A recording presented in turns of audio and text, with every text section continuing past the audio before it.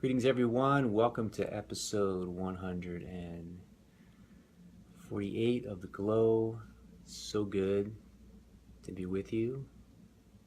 Thank you all for being here. When you're entering, you can share where you're from, and you can hit the wow button or the heart button. You can ask questions at any time. You can tune in at any time. Welcome, Jessica. Jessica's joining us from Sweden, where I will be in a few weeks. Thanks for being here, Jessica. And I'm in Pennsylvania today, and it's actually beautiful weather. I'm looking out that way because there's a window there that shows me that it's beautiful weather, that it's a beautiful sunny day. Excited to be with Amana today, also known as Aile Shebar. She's had an amazing life. She's been a dear friend of mine for a while, and going to get in some really interesting stuff today to share with you. I see Pinar is here from Turkey. Welcome, Pinar.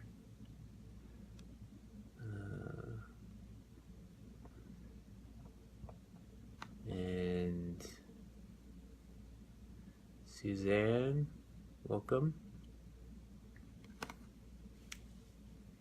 Got some amazing events coming up.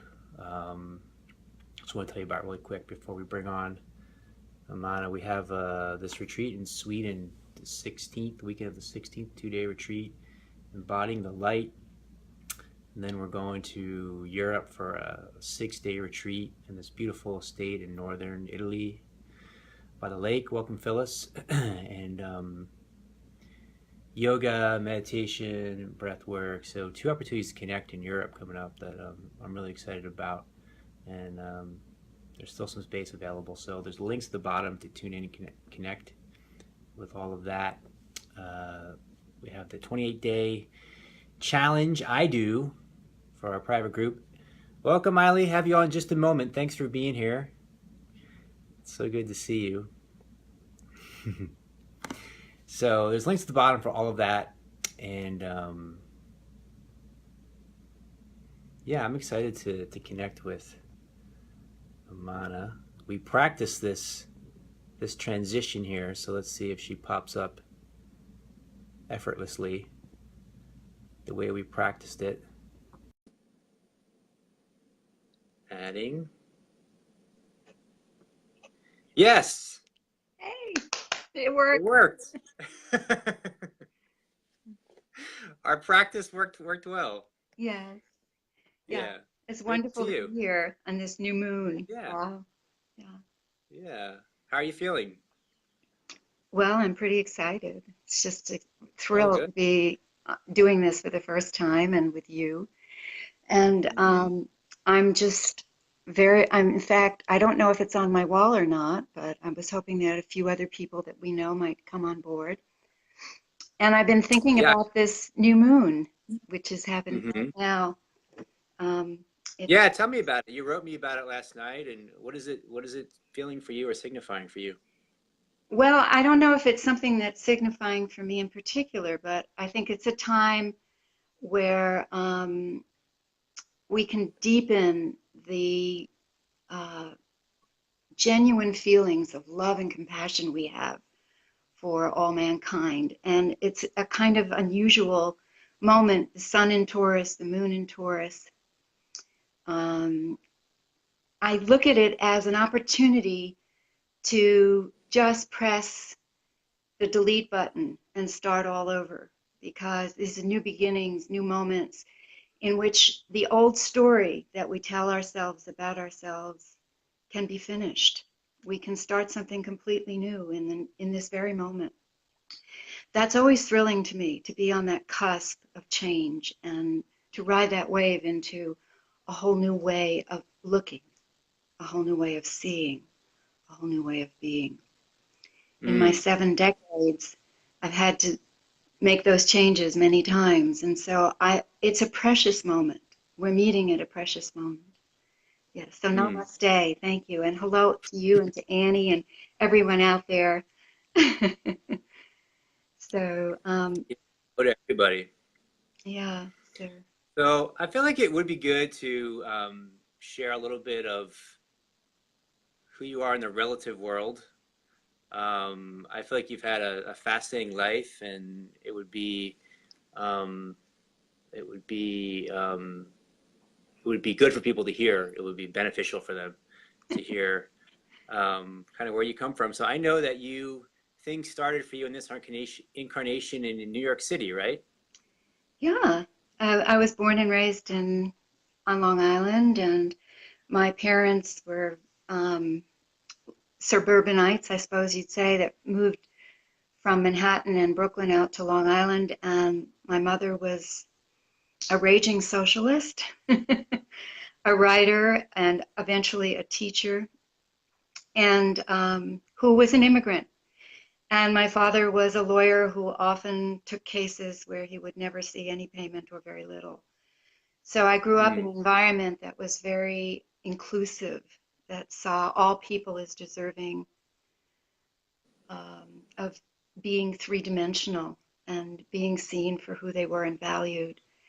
Um, that meant also I lived close to a huge cultural, energetic experience like New York City, and I took great advantage of that growing up. And my parents made sure that I had a lot of input from all the arts, which was phenomenal way to grow up. So, yeah.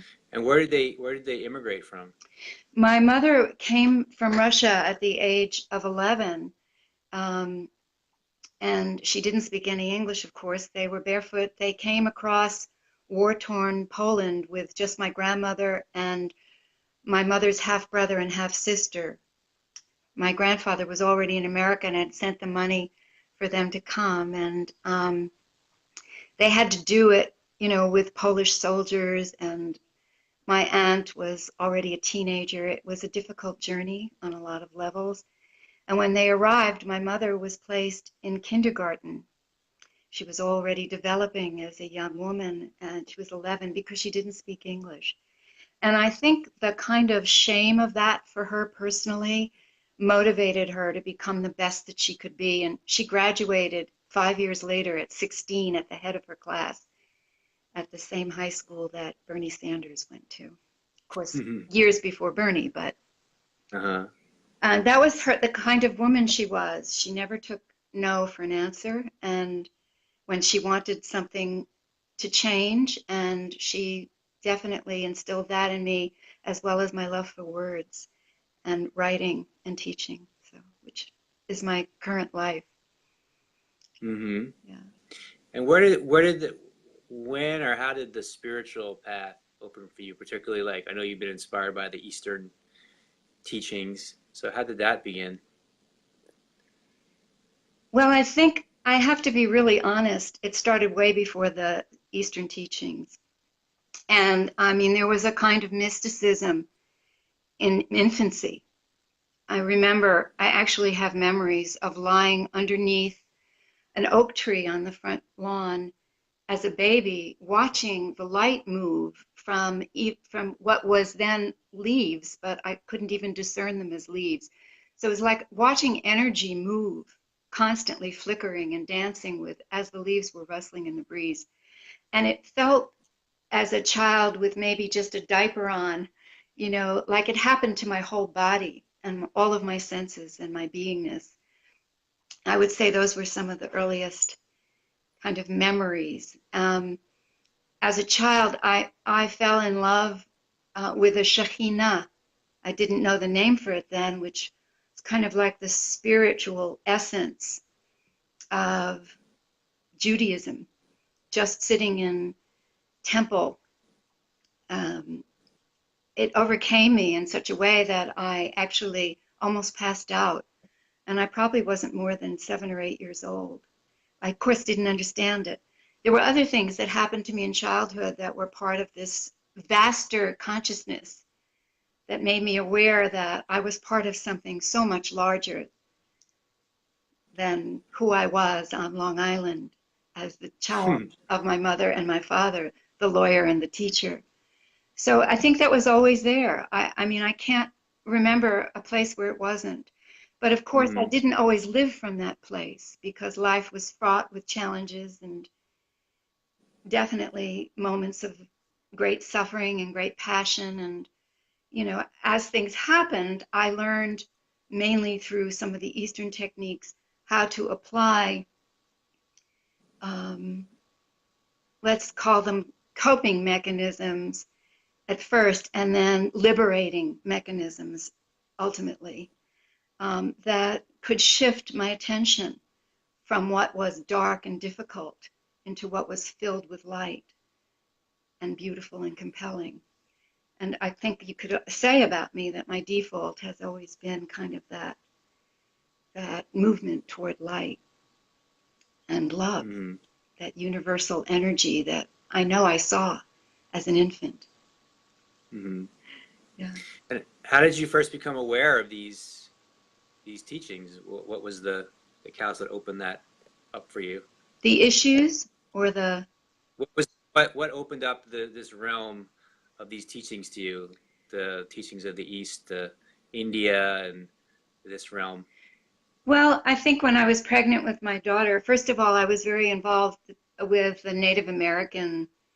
traditions when I was younger, and I not only worked in leather and beadwork, but I traveled to Hopi Land a lot, where our godmother, Caroline, who was the wife of the last Hopi Sun Chief, lived. And I got to know the land there. We lived there in teepees, some of us. We lived very communally. We helped Caroline plant her fields. We would come back and harvest.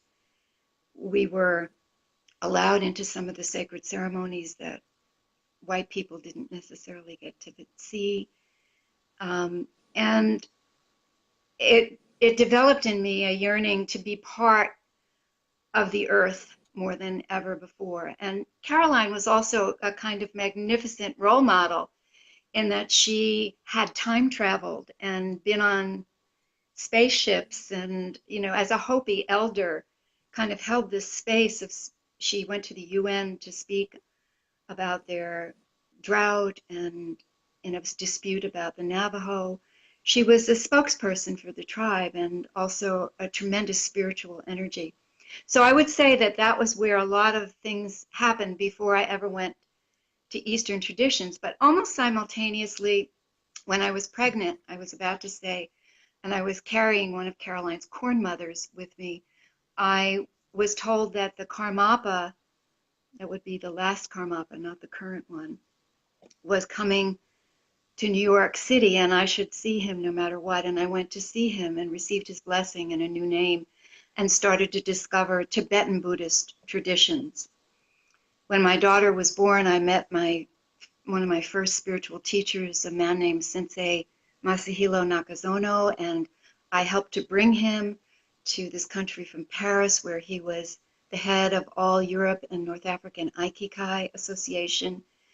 And he was a man who had traveled with George Osawa, the founder of macrobiotics, in India. So he brought some of those Ayurvedic teachings and mixed with the macrobiotic teachings to us, and some of what he gathered from his journeys east. And we also had many things we did aside from just the Aikido. He taught me acupuncture and shiatsu, and I worked in his clinic for years. I also made a foundation in his name that's still operating today.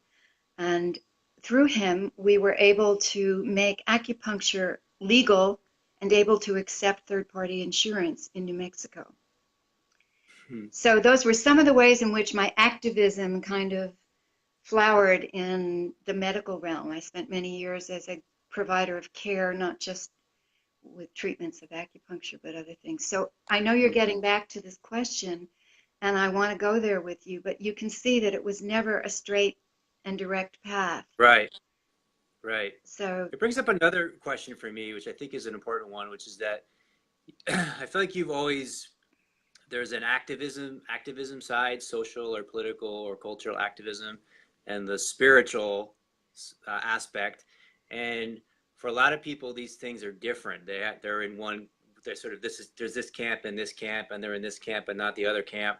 But you've always talk about how for you it seems like they're not two separate things; they go together.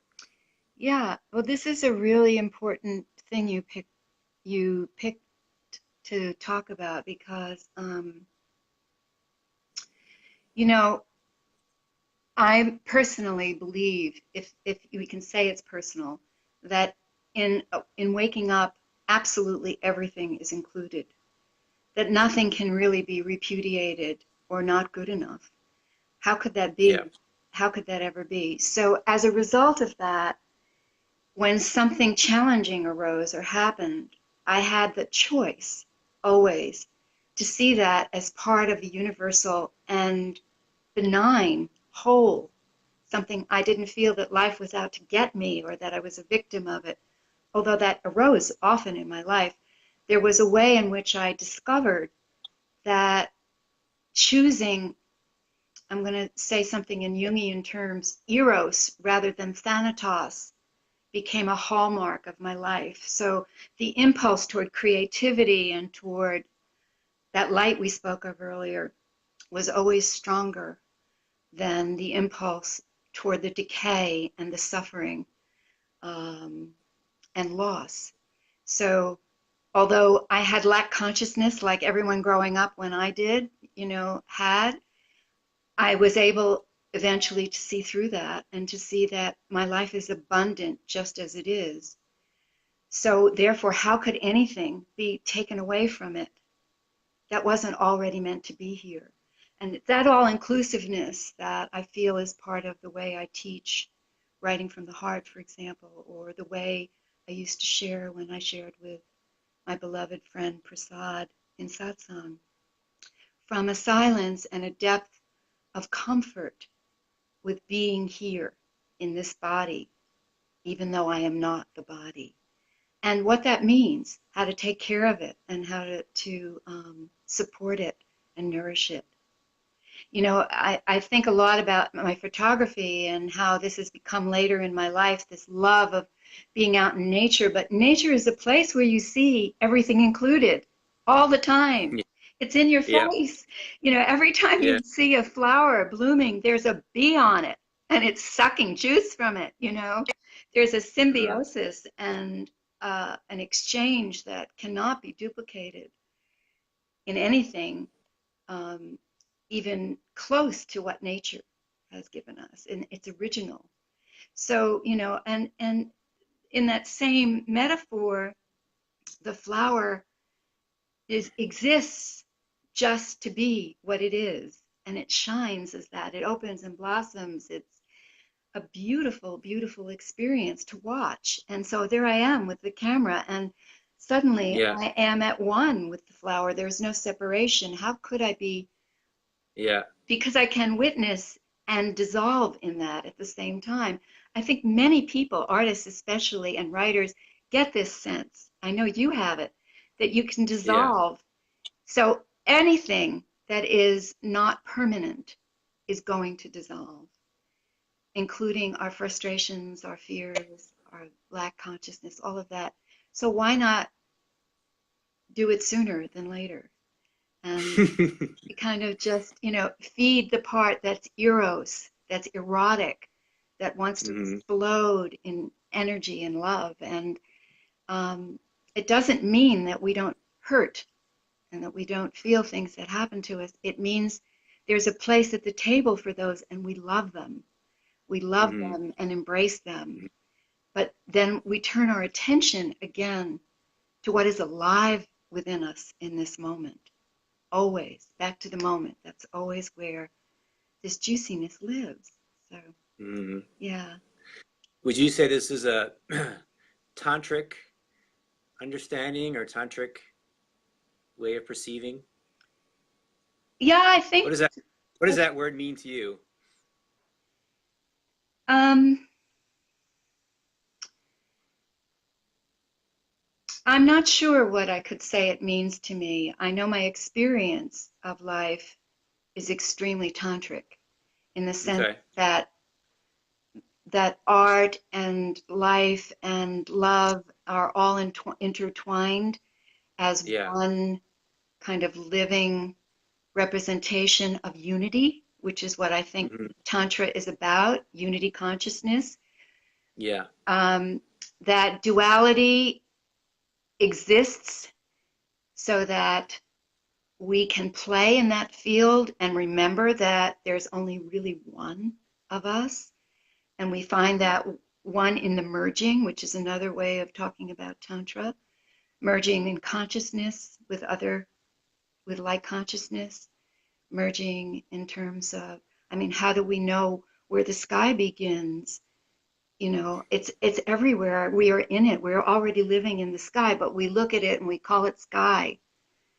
You know, the earth, we can feel it under our feet, but we are that too.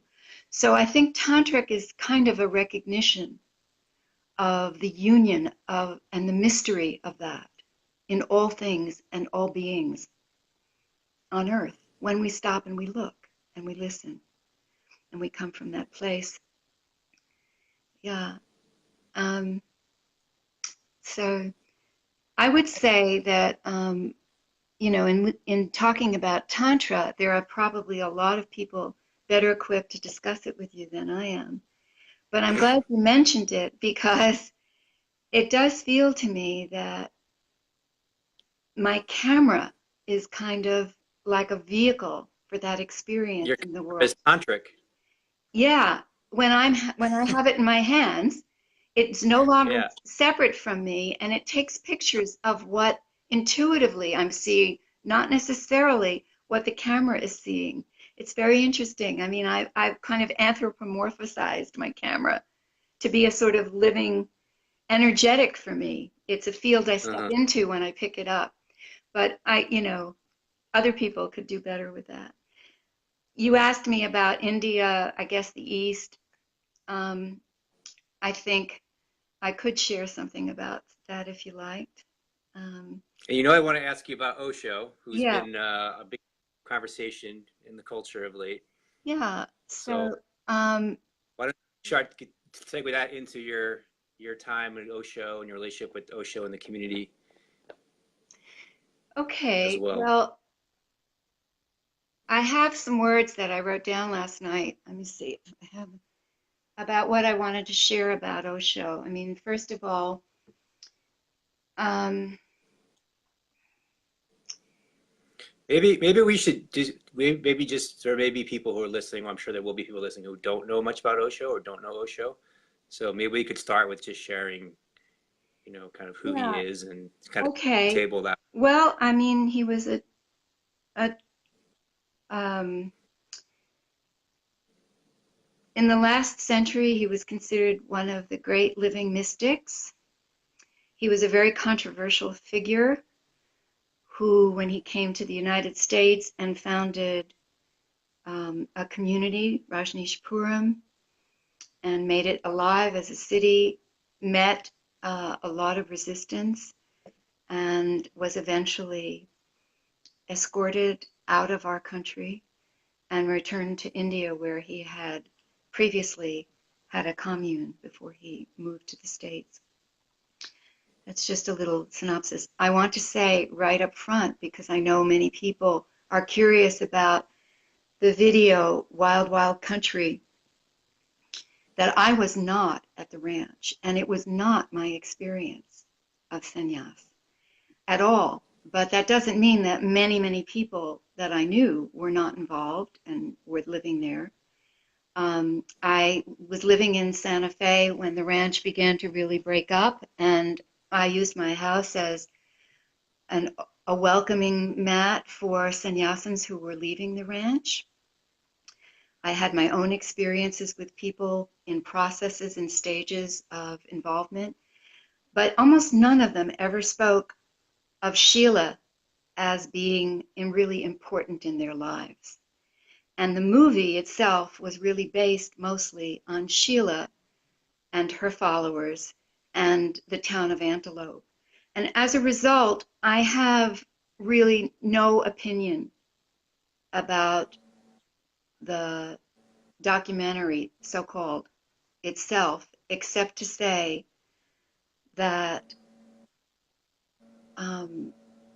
I'm glad that it was released and people have a chance to investigate for themselves and to see and reconnect perhaps or meet for the first time who this being Osho really was. His name first was Rajneesh, and that's why it was called Rajneesh Puram. And he later changed it. Osho means oceanic. So for that reason, I think there's a kind of a flowering or a kind of curiosity about Osho, which at some other time I'd be glad to talk about with people one-on-one or maybe in my own live Facebook event. But I have to say that Osho's teachings, writings reached me long before I became a sannyasin, back when Pune 1 was happening, as my closest friend became a sannyasin and a lover of mine also went off. And so I have always thought of myself as a sannyasin, someone who believes in freedom. And freedom is not a concept. Freedom is something you live and something that brings you choices. Osho pointed out a lot of ways for the new man and the new woman to live on this earth in harmony, peace, love, and beauty. And that's what I think of when I think of him. The other Did you great, say huh? What'd you did say? you say you wrote something?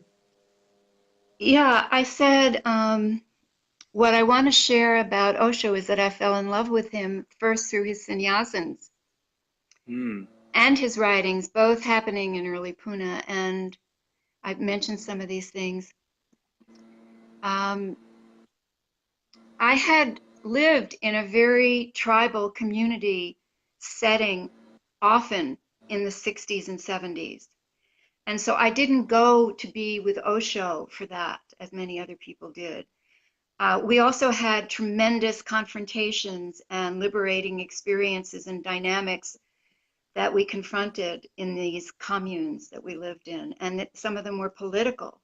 In fact, I lived with some of the leading political figures of the times before India, like Abbie Mm-hmm. Hoffman and his wife Anita, and Paul Craster, people who were my closest friends in that time, really shaped that era. So coming to Osho, I was not looking for that rebelliousness. I had already been in the streets and been arrested and done these demonstrations, taken the hands off the clock in Grand Central Station, thrown the cow's blood at the Dean Rusk demonstration, levitated the Pentagon. I mean, whatever we were doing, I was in the right in the middle of that, in the heart of that. So I wasn't looking for that. I was looking to under to to understand more in depth who I was and who I was not any longer. And meeting Osho and getting the name Amana severed me very definitely from my entire past. And with it went all of those political concepts and ideals and activities and who I was as a child and many other things. So in finding sannyasins, I felt I had come home to something very precious and important. And that's why I eventually went to India and took sannyas.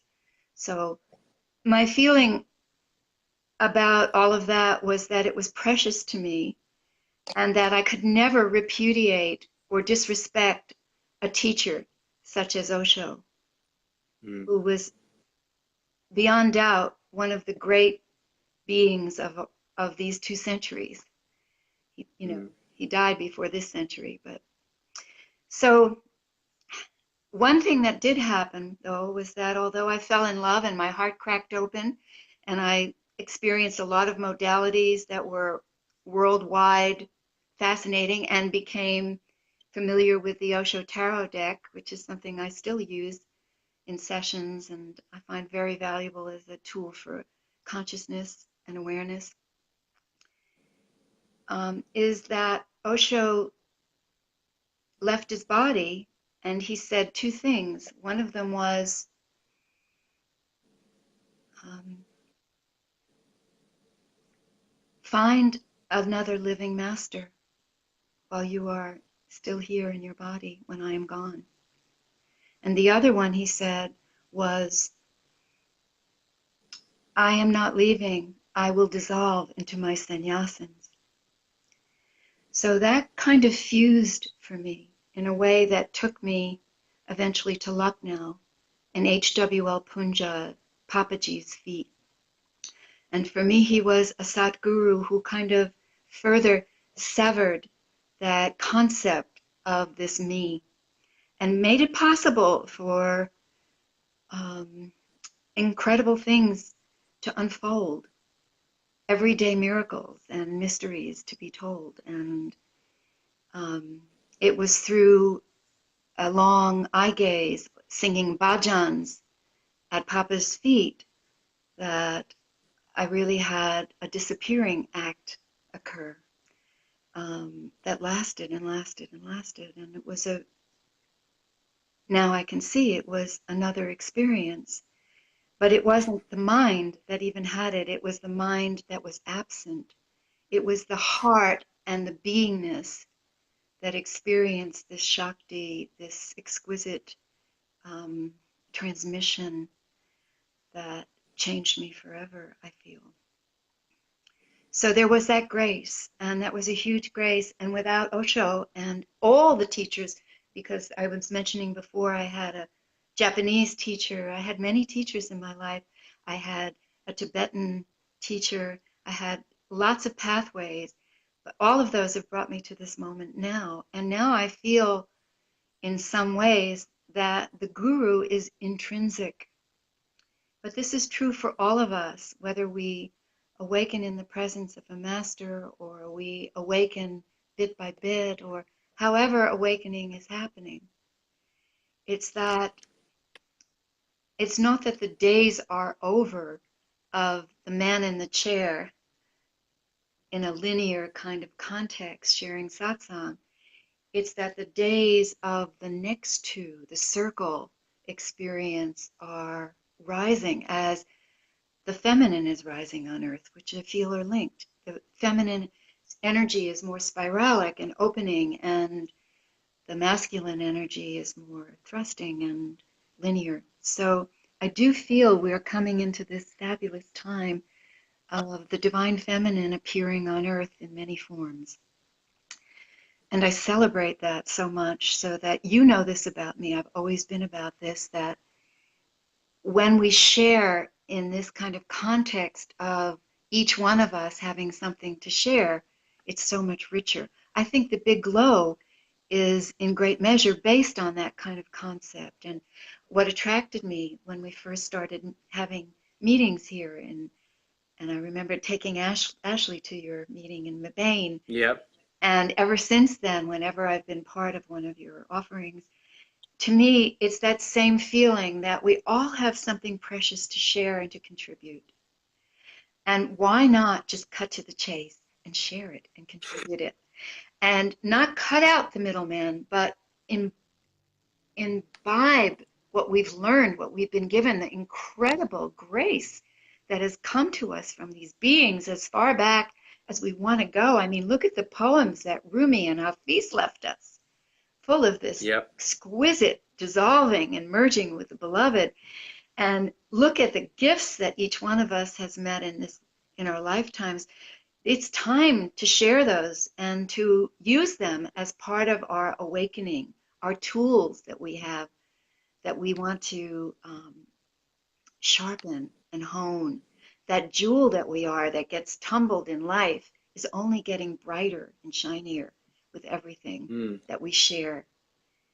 So the communal aspect of Osho is not why I went there, but that has been a through line of my life since I feel my very youngest days. That together we can do so much more.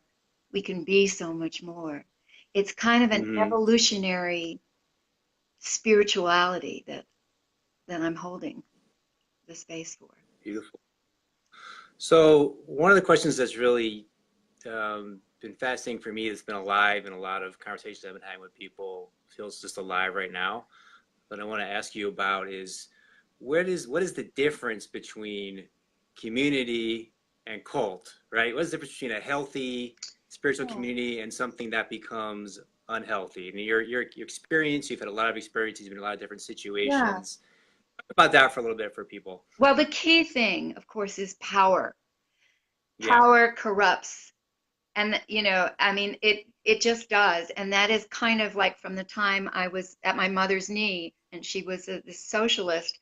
That is kind of what I have always seen and witnessed, and why I went out into the streets to complain about the Vietnam War and abuse of power, and our incredible, far-reaching colonial style of being neighbors in the world. I mean, you know, kind of all of those things are anti-life,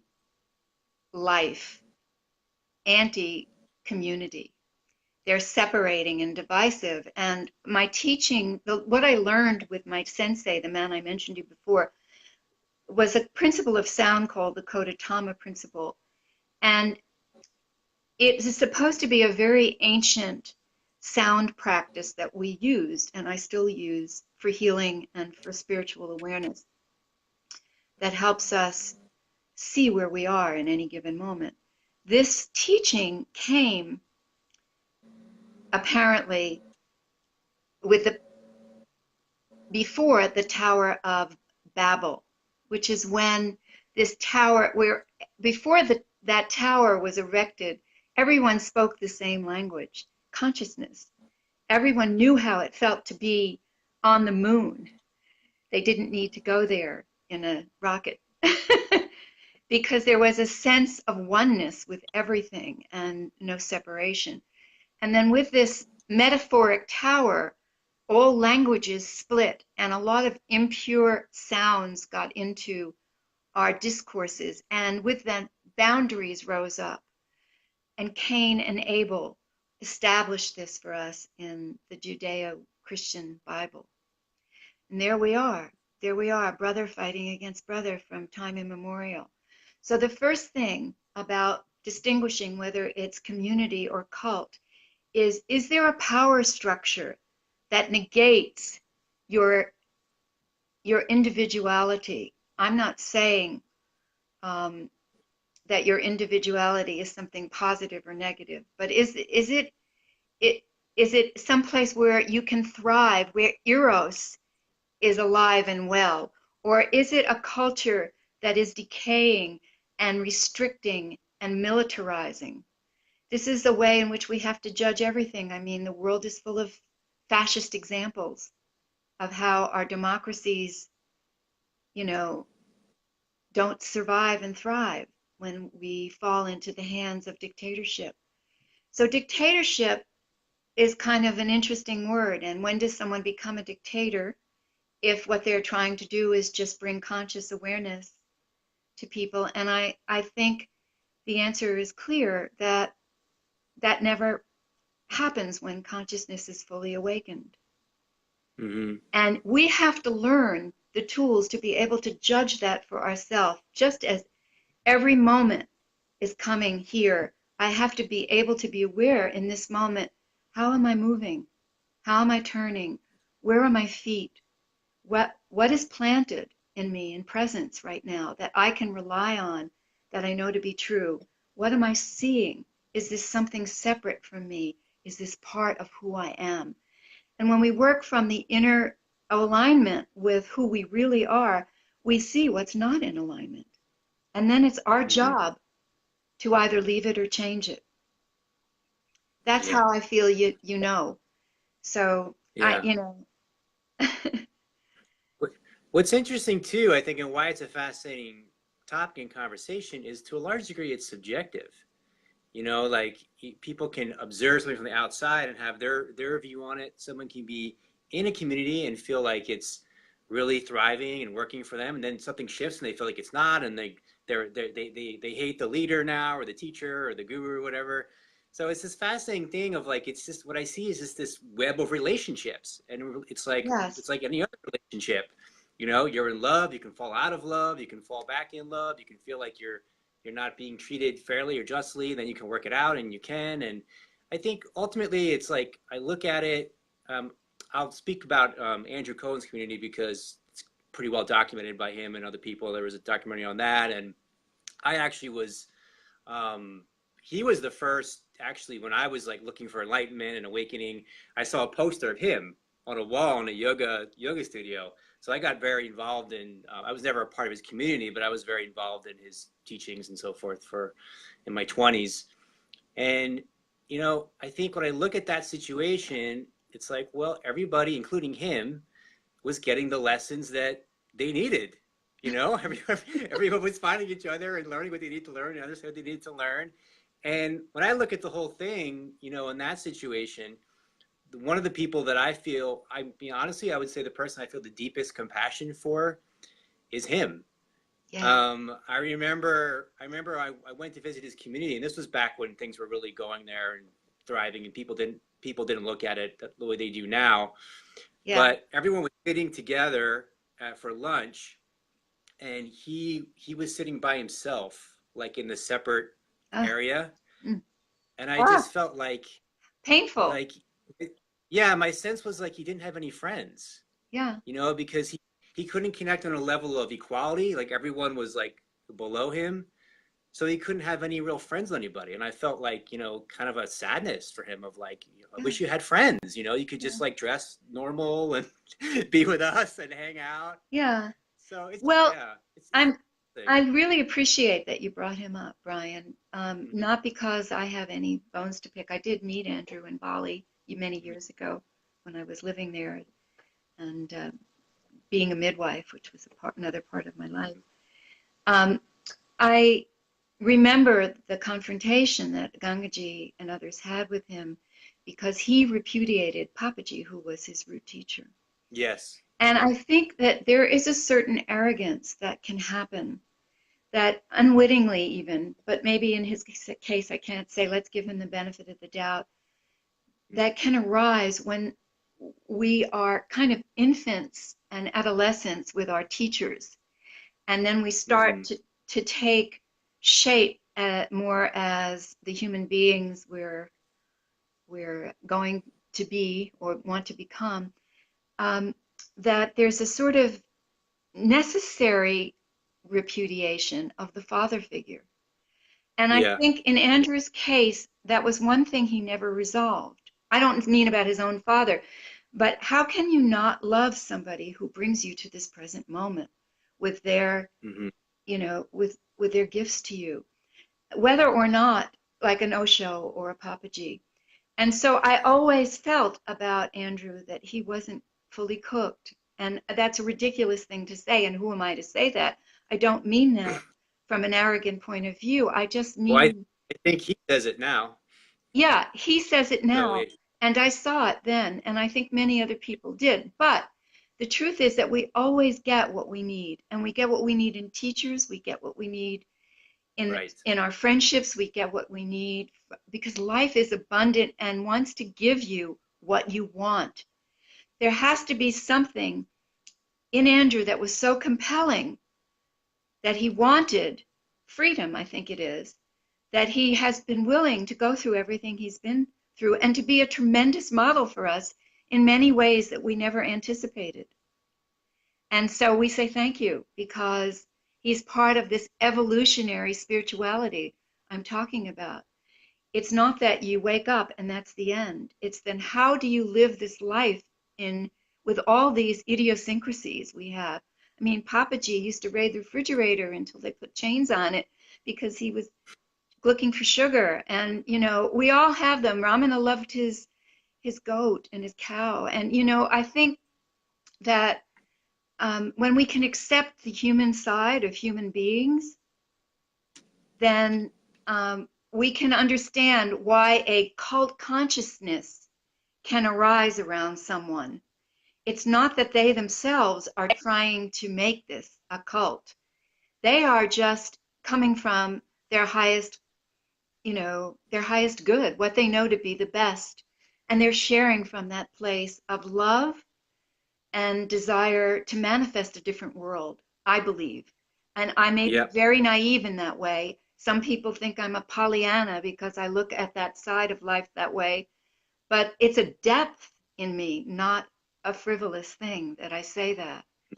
You know, the human side of human beings, it's very important to be human Yeah.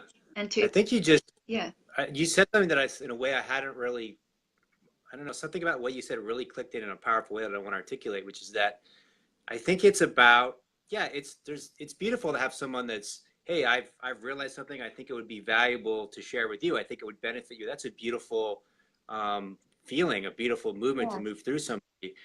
And I think it's about the shift is the humanization of the teacher or the guide or the whatever the term you want to use. But it yeah, seems like when you lose the sense of like this person who's a leader in your community or a teacher in your community is a human being like you, that's when things get crazy, right? yeah, And it's, I think what's most important, what's challenging for the person, and this is a thing I think that's really interesting, the person who has the awakening experience, the awakening consciousness.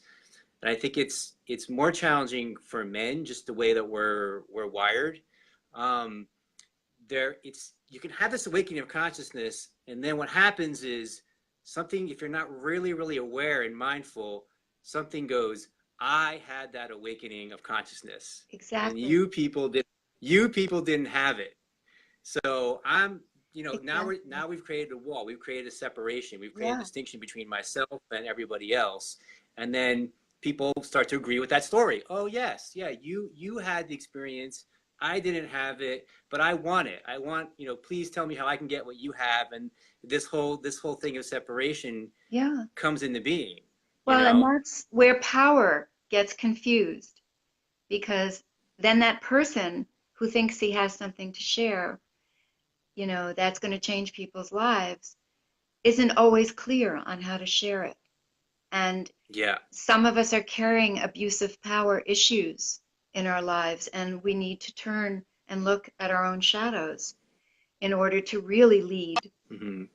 And leading to me is again this next to, not hierarchical thing. Yeah. But we're all leaders. We're all leaders. We all have Yeah. the capacity to lead. And I think Yeah.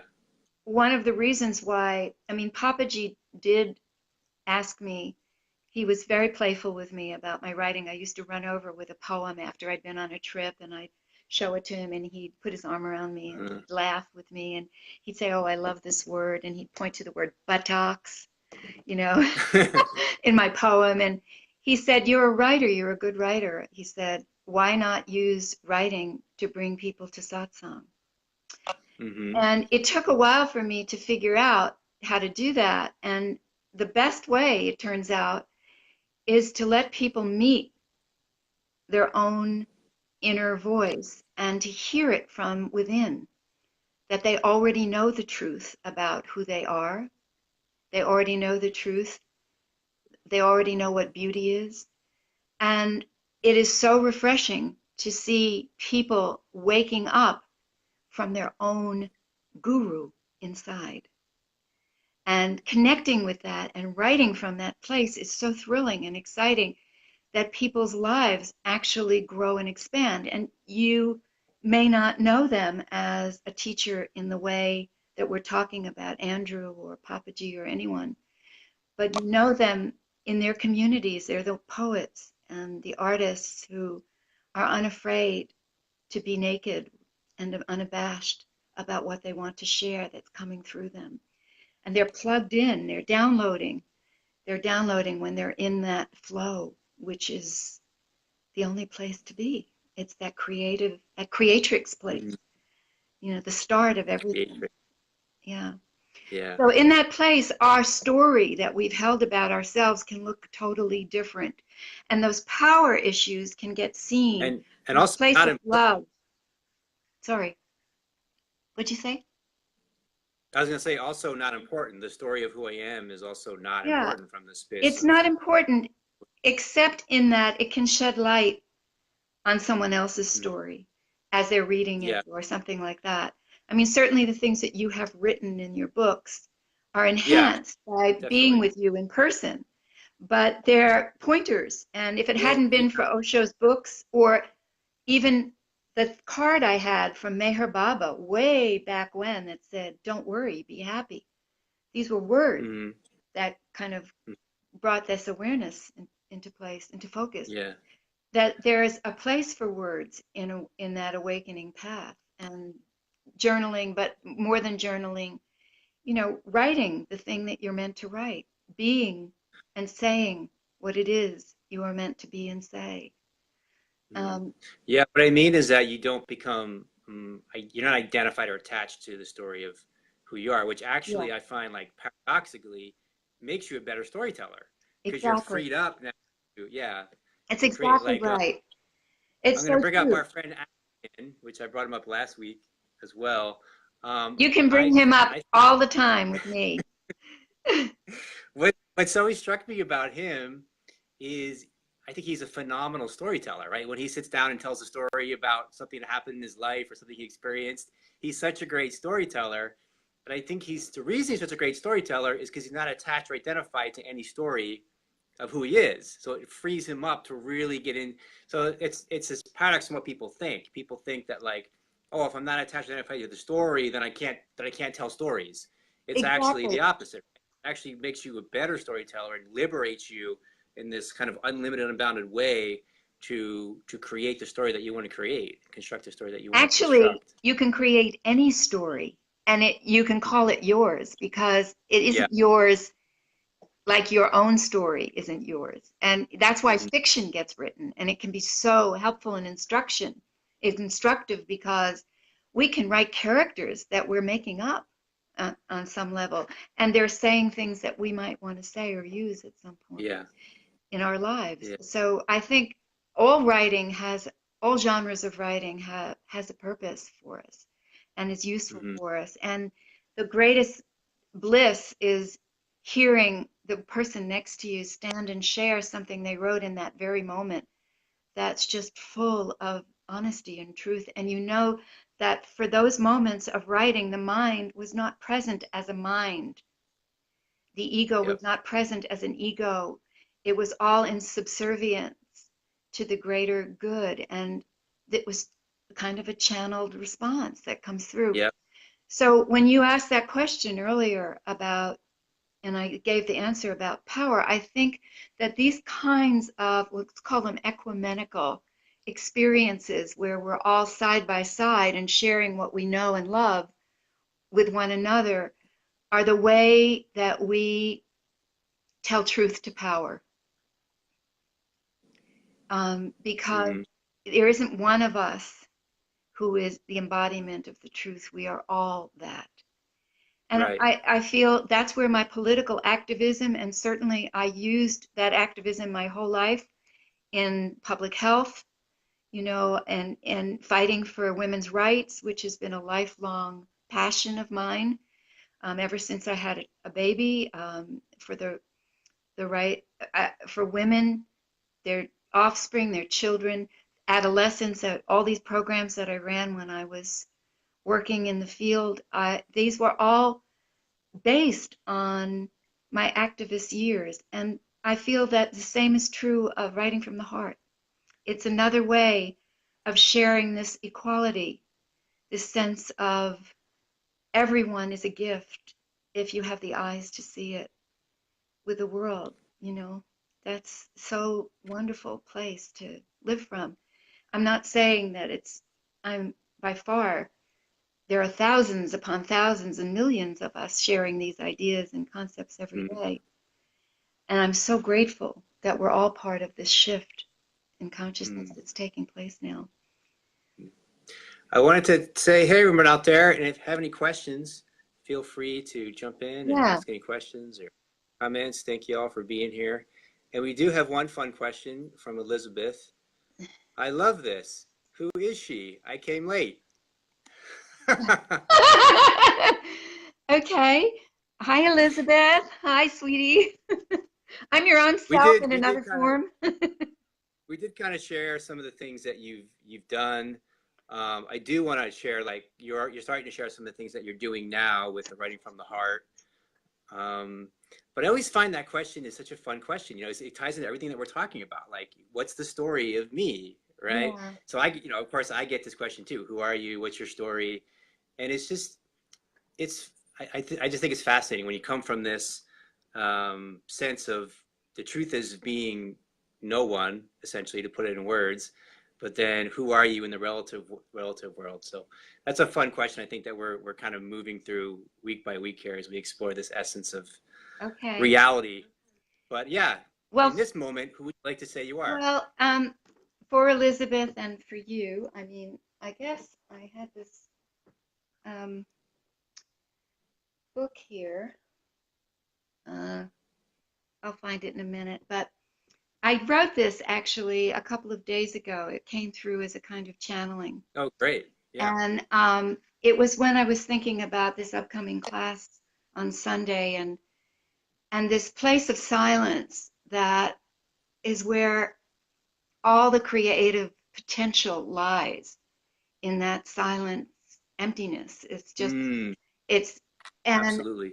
the question, which was the question that I first heard asked by my beloved Papaji, was, who am I? Which is a kind of, you Yep. know, from the silence that can sometimes be answered. So I wrote Mm-hmm. this the other day and I said, who am I? That ancient inquiry. I've been all these roles now for 7 decades.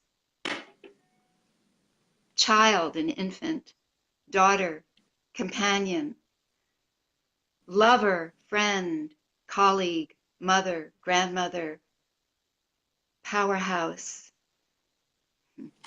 Wonder Woman, aunt, writer, teacher, nurse, midwife, death doula, light artist, activist, social change agent, community rabble rouser, and more. Who I am now is not some static thing that cannot change. Not one cell here is a cell I was born with. I am what I am until I am not. But the container for that I am is always moving toward and away, back and forth, in and out, in a dance that happens as long as there is a body. And it's like the swing that Kabir mentions in his poem. Um, so that was the place where I was going to read you this poem of Kabir's, which I promise you. That was awesome. That was exactly the answer I was hoping you were going to give. That's Oh, yeah. fantastic. Love that. Well, because I see that everything is included and nothing is negated, I have to include everything that I've ever been Yes, and this is not what I'm saying. repudiate any of it. It all brought me here to this moment with you, Brian, this precious moment Yes, between us. Yeah, yes. Both of us. yeah, it's a precious moment. So Hmm. thanks for the question, Elizabeth. Yeah, thank you. Yeah. So what are you doing now? Tell us like what's alive for you, what's projects that are inspiring you, that are exciting you, and a way that people can connect with you.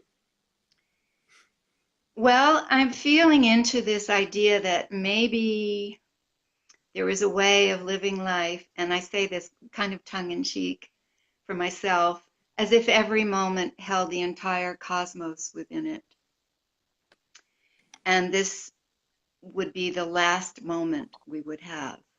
It would be the last flower I would see blooming, or the last bee I would see drinking nectar.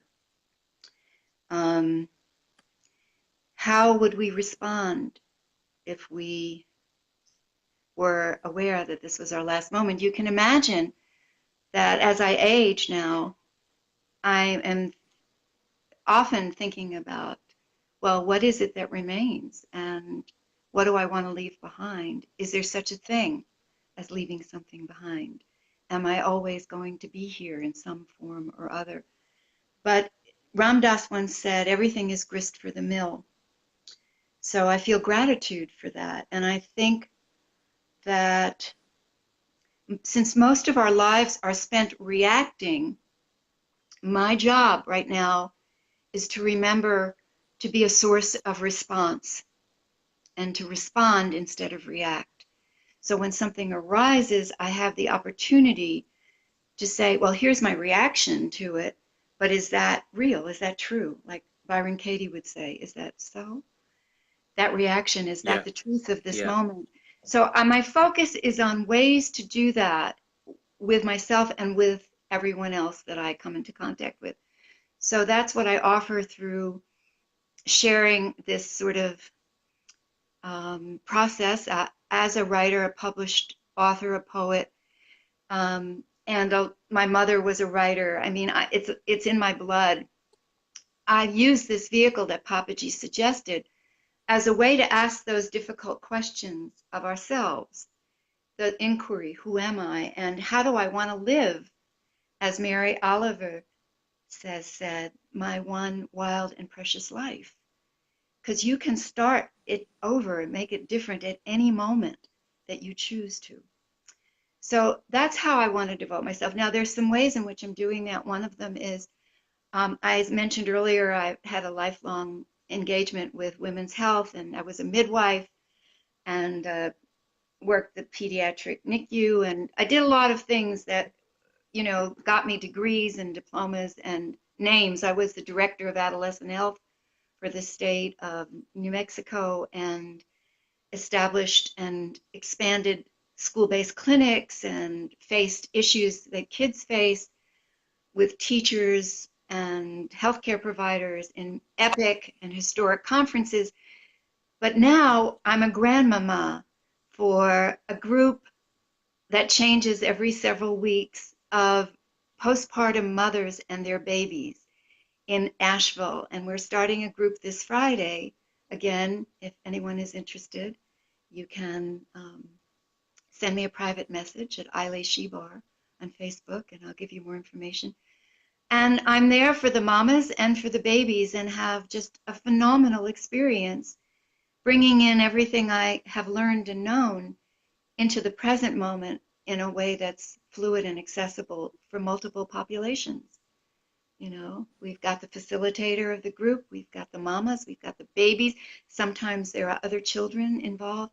And then I grow with these newborns, and like I used to in Santa Fe, the babies I delivered in home births and in the hospitals. And that's part of my commitment. So it's living in response rather than reaction.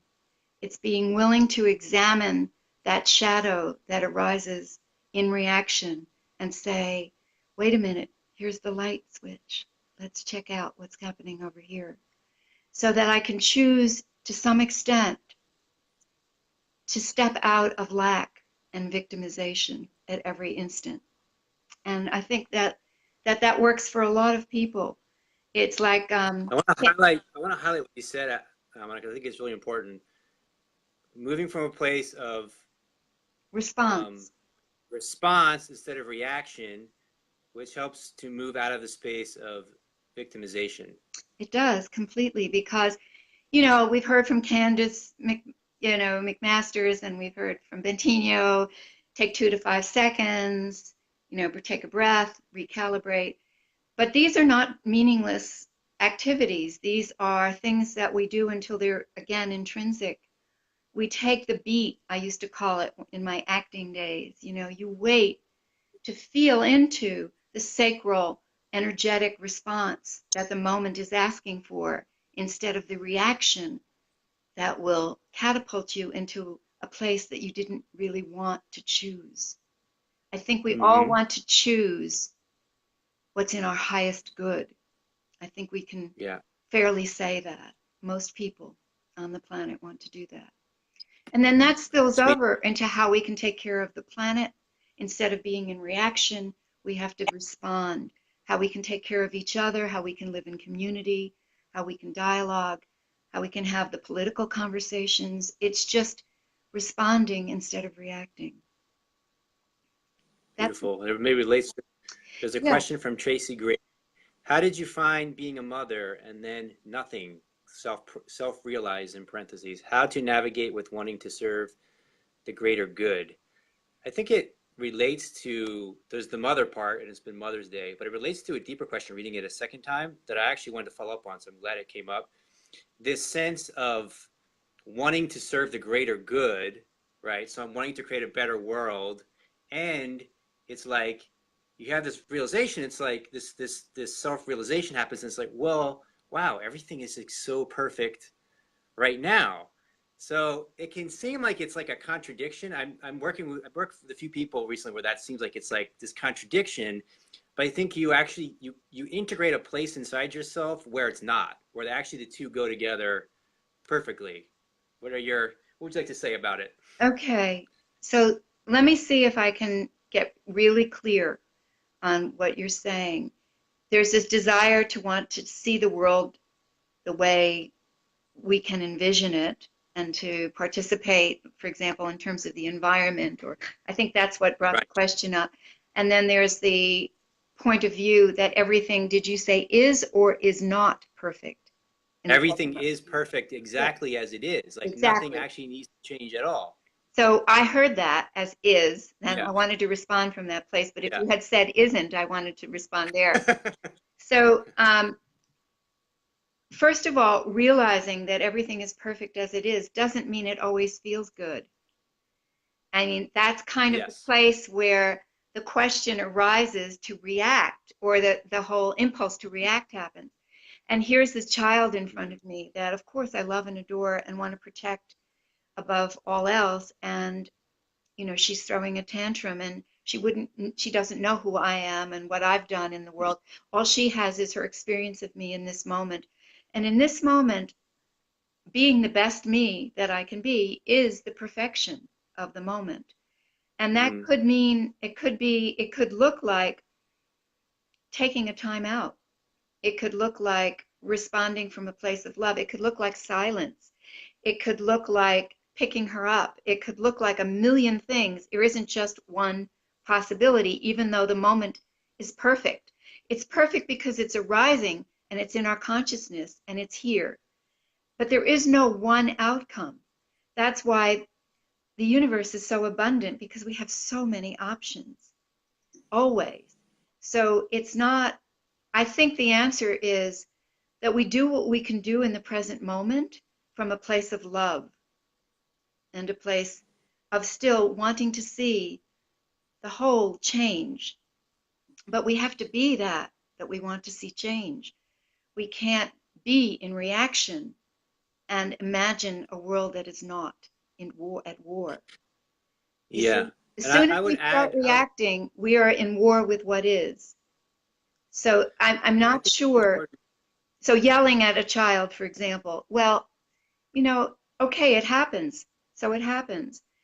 There's a place where we can recognize that that wasn't maybe um, our highest, um, let's say, I'm going to take us back a second. That sensei I told you about, he taught me one thing. He said that because we experienced in Aikido, we used swords, and we did sword practice alone, but he also had something called a kaisaku, which is a kind of a stick that you got hit with in sitting zazen. And he Yeah. would come around and you would ask for this stick and you would bow, and then he would hit you on the shoulder because you knew he was going to hit you whether you asked for it or not. So it's kind of like that. We're all sitting in meditation. Something arises and a thought comes and it takes you out of the present moment. The stick can help bring you back to the present moment, or it might hurt. We don't know, but we can only Hmm. be the best me we can be in that moment. And that me, without conditioning and without contrivances, is a whole lot more available and present than the me that is the ego in reaction.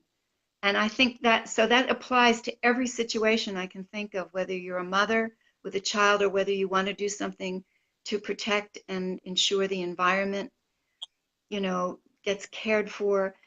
There are ways in which we can respond from the depths of our being that we know is in alignment with our highest good, and ways that are not. And we forgive ourselves for the ways that are not. The Hmm. wonderful Ho'oponopono refrain, I'm sorry, please forgive me. Thank you. I love you. So I don't know how else to share that. The thing is that with my child, I was a single mother and I had to make her my first teacher. She was my first spiritual master. And if I Me hadn't done, too, my son. yeah, exactly. If I hadn't done that, I would never have been able to survive. That's the truth. But I recognized that she was my teacher. So, that's a high five for those mothers who have recognized that this child came through you, not just for her life, but to help mirror where you are standing right this moment.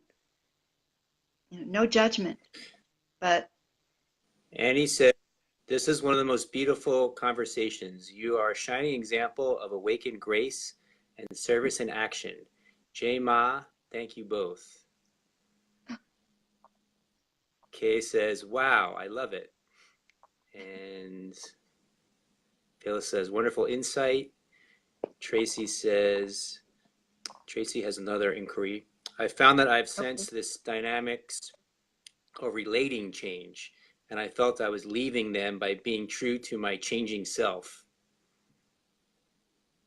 Any comments on that? oh yeah, leaving them meaning the children. No. Do you mean your children, Tracy? It could be children, but it could be anybody. This is the thing I find a lot that people talk about when they have this awakening in consciousness and like, well, this is my family. These are the people that I'm around. I feel like I'm gonna kind of not relate to them anymore, or leave them behind, or Oh it yeah, could be well, a partner or a friend or yeah. a community. Well, Osho certainly asked that of us when we took sannyas, and many people did do just that. But I did not go to the ranch because I was a single parent, and I did not Mm, feel it was in my daughter's best interest to be growing up there at that time. mm, So that mm. very simply, you always have yourself to as the aware judge of the moment, not judging yourself, but as the aware judge of the moment. Did I miss something? Maybe, but I don't feel as though I did. I feel that it was important to our lives that I stayed and that I pulled myself out of the situation I was in and went back to school and did all the things that came first while taking care of her. I mean, I needed help at times, so my daughter lived with other people in periods of her life while I went back to school, or I had to keep down 2 jobs and commute for night school. So there's a lot of things that we do because we are in relationship that do take us sometimes from this idea that we're seeking truth.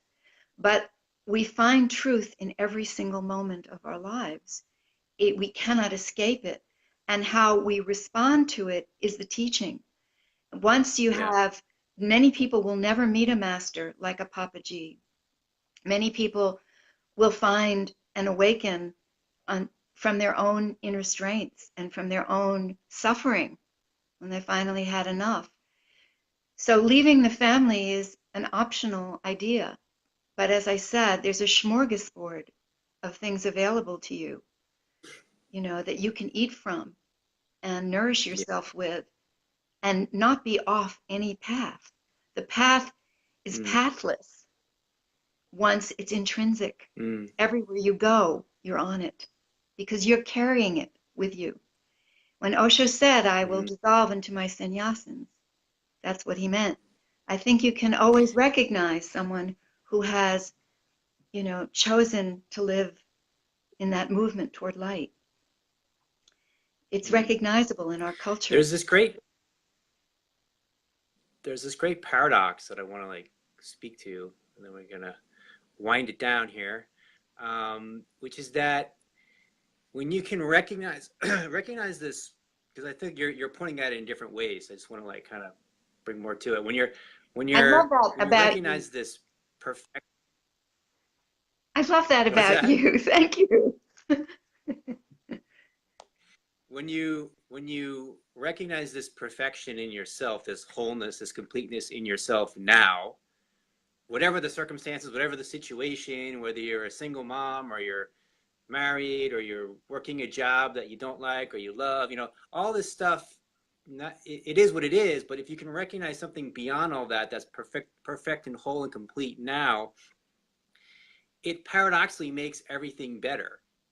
It's this amazing like paradox, because we think of like, oh, I need to make something better in the future, but if you can actually recognize that it's actually whole and complete and perfect now, then all these things will shift and change the way they're supposed to, beyond what you can even like understand or comprehend with your mind, right?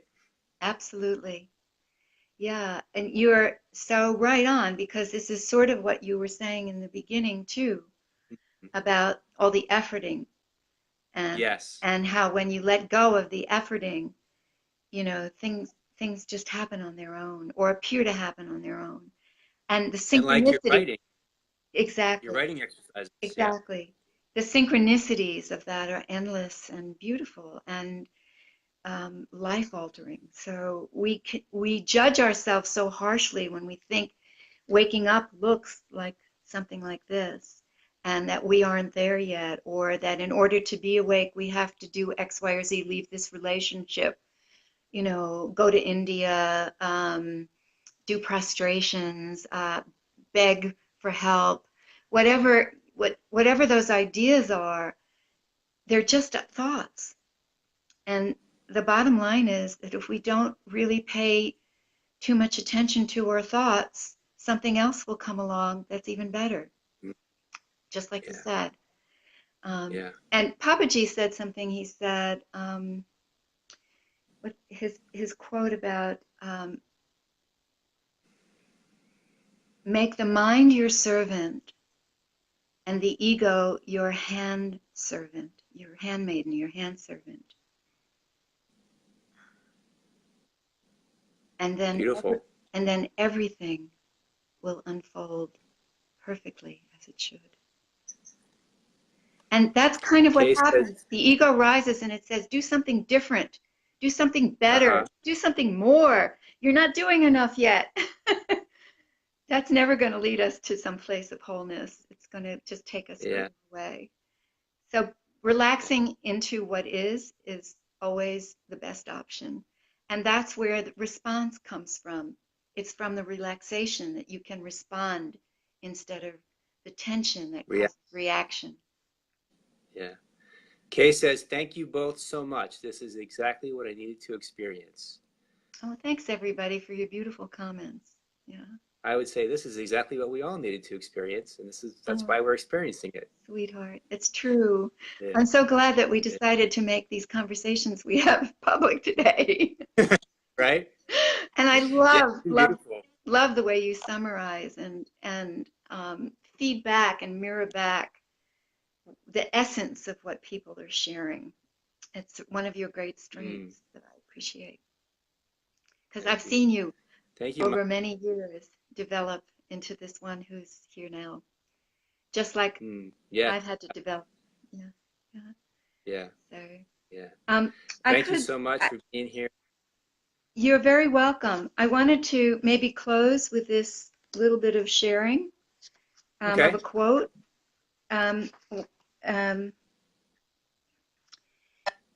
you had asked about Osho, and this was my first thing I did this morning. Was I picked up the Osho Zen Tarot, which is something I continue to do, give sessions and that. It was such a beautiful deck, and I picked two cards, one for the sun, which is in Taurus, and one for the moon, which is in Taurus. And by the way, I'm also a Taurus. So what a perfect timing for this.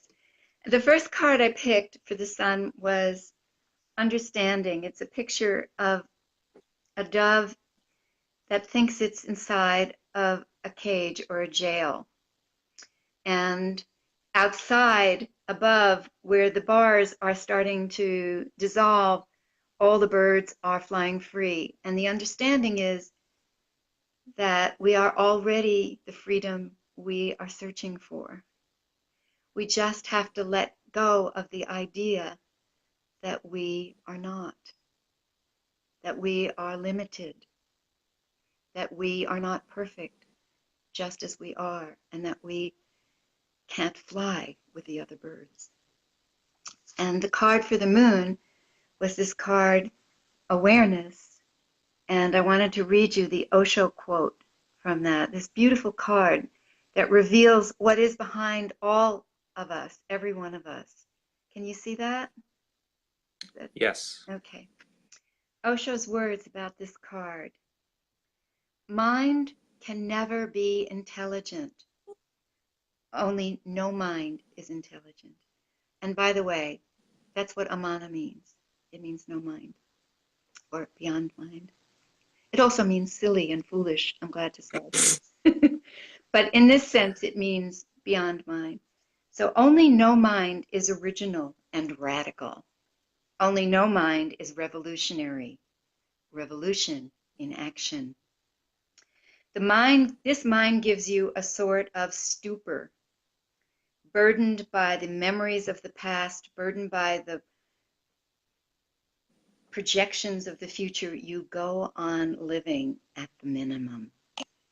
You don't live at the maximum. Your flame remains very dim. Once you start dropping thoughts, the dust that you have collected in the past, the flame arises, clean, clear, alive, young. Your whole life becomes a flame, and a flame without any smoke. That is what awareness is. You can see why you have to love a teacher like Osho. He says it so beautifully. So, The flame without smoke. yeah, Love I that. hope that some of people who are watching might be interested in coming and joining us on Sunday at Violet Owl Wellness, 62 Wall Street in downtown Asheville, next to Jubilee, from 2 to 5:30 p.m. We'll be there writing from our hearts and sharing aloud. And I would love So it. let's put a link in the comments Okay. when we're done here, so people can find that information, or I you can would send love it to me. I can do it. I'd be happy to. Thank you very much. Thanks so much, Brian. It's always Thank you good to so see much. you. Yeah, I love you. Love you to the moon. Love you too. Love everybody. Yeah. Love all of you. Thank you for Mwah. being here. Appreciate you so Ciao. much. See you next time. Next time. Bye. Bye.